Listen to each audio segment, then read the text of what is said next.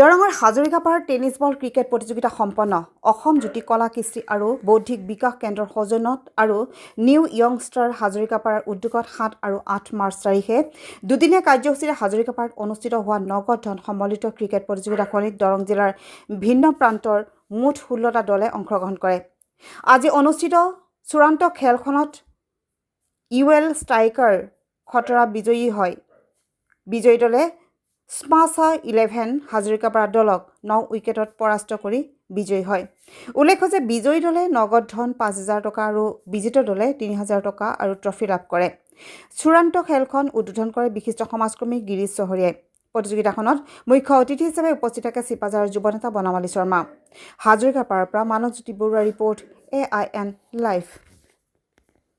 অসম জ্যোতি কলা কৃষ্টি আৰু বৌদ্ধিক বিকাশ কেন্দ্ৰৰ সৌজন্যত আৰু নিউ য়ংষ্টাৰ হাজৰিকাপাৰা উদ্যোগত দুদিনীয়াকৈ ক্ৰিকেট প্ৰতিযোগিতাখনি আয়োজন কৰা হৈছিল।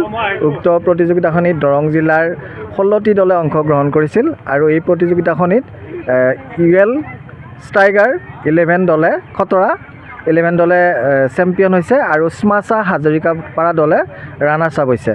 খেলখন সুন্দৰভাৱে পৰিচালিত হৈছে। ধন্যবাদ। যিকোনো খবৰ আৰু বিজ্ঞাপনৰ বাবে যোগাযোগ কৰক 7896121996।